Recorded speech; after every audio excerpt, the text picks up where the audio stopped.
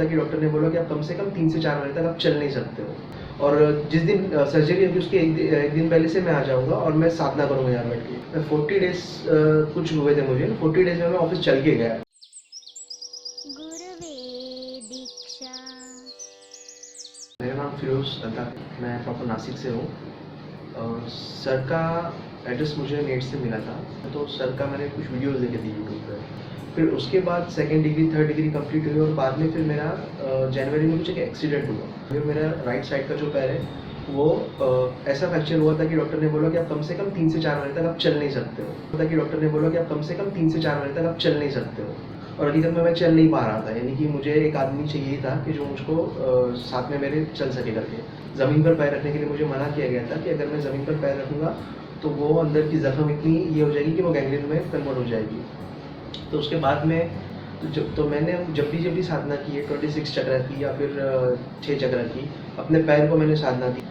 तो मैंने जब भी साधना की है 26 चक्र की या फिर 6 चक्र की, अपने पैर को मैंने साधना दी है। तो जब डॉक्टर के पास में जाता था तो वो जब प्लास्टर मेरा चेंज करते थे तो उन्हें खुद काफ़ी मतलब ज़बरदस्त चेंजेस देखने के लिए मिलते थे और मुझे भी देखने के लिए मिलते थे। तो वो फिर उन्होंने तो कहा कि अभी आपको इतना नहीं लग रहा है कि अब शायद से 2 से ढाई महीने में आप क्लियर हो जाओगे। पर 2 से ढाई महीने में नहीं, मैं 40 डेज़ कुछ हुए थे मुझे, 40 डेज़ में मैं ऑफिस चल के गया। अब शायद से 2 से ढाई महीने में आप क्लियर हो जाओगे। पर 2 से ढाई महीने में नहीं, मैं 40 डेज़ कुछ हुए थे मुझे, 40 डेज़ में मैं ऑफिस चल के गया। तो वो डॉक्टर भी मतलब अचंभित हो गए कि ये कैसे हो सकता है। फिर उन्होंने एक्सरे निकाल के देखा तो ज़ख्म ही वहाँ पे दिख नहीं है उनको।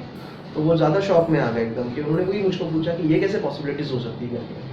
वो एक बात होगी। उसके बाद मेरी हेयर के लिए मुझे काफ़ी प्रॉब्लम्स हो रही थी। तो फिर जस्ट मैंने सोचा कि मुझे हेयर ट्रांसप्लांट करना है। तो फिर हेयर ट्रांसप्लांट के लिए अपने आप से जो मेरे एक डॉक्टर है, तो वो मेरे थोड़े से दोस्त भी हैं, मुझे बुलाया कि अभी हम कर ही लेते सर्जरी करके। वहाँ जाने के बाद में उन्होंने बोला कि सर आपकी ग्राफ्ट इतने नहीं है करके, तो शायद से प्रॉब्लम हो सकता है। तो हम पीआरपी करके 3 से 4 महीना फिर हम आपकी ग्राफ्ट के बारे में सोचेंगे।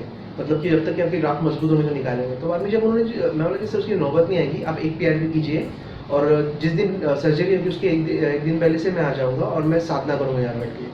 तो जब मैंने साधना की और जब उन्होंने पीछे से ग्राफ निकाला तो इतने ज़्यादा हो चुके थे कि मेरा पूरा सर जो है वो काफ़ी अच्छी तरीके से भर चुका था। तो वो खुद भी शॉक में थे, उनके जो उनको जो सपोर्ट कर रहे थे असिस्टेंट, वो खुद भी शॉक में थे। और जिस दिन सर्जरी होगी उसके एक दिन पहले से मैं आ जाऊँगा और मैं साधना करूँगा यहाँ बैठ के। तो जब मैंने साधना की और जब उन्होंने पीछे से ग्राफ निकाला तो इतने ज़्यादा हो चुके थे कि मेरा पूरा सर जो है वो काफ़ी अच्छी तरीके से भर चुका था। तो वो खुद भी शॉक में थे, उनके जो उनको जो सपोर्ट कर रहे थे असिस्टेंट, वो खुद भी शॉक में थे कि इन्होंने ना उस वक्त चिल्लाया ना कुछ, इनको तकलीफ हुई। मुझे पेन भी नहीं हुआ सर्जरी के वक्त और काफ़ी अच्छे से जो फ्रंट लाइन है वो क्लियर हो गई। कोई बात का तकलीफ नहीं हो, कोई बात का जो साइड इफेक्ट है वो भी नहीं हुआ। ब्लड रिपोर्ट भी टोटल नॉर्मल आई और जो ग्रोथ है वो भी सही तरीके से हो रही थी। तो ये सारे मतलब अभी भी बहुत सारे एक्सपीरियंसेस है जो बोल पाना और समझ पाना, क्योंकि मैं खुद भी अभी समझ रहा हूँ कि अब और क्या क्या होते जा रहे हैं। कुछ होने वाली चीज़ें मुझे पहले से अंदेशा हो जाती है, तो फिर मैं सर से खुद कनेक्ट कर लेता हूँ।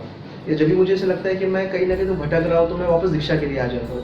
तो ये अंदर से मुझे हुआ है कि मैं बार बार दीक्षा लेता रहूँ, ताकि अगर मुझ में कुछ प्रॉब्लम आ भी जाती है तो वो यहाँ आने के बाद में ये स्थान एक ऐसा है, यहाँ आने के बाद पूरी तरीके से मैं फ्रेश होकर वापस लौटता हूँ।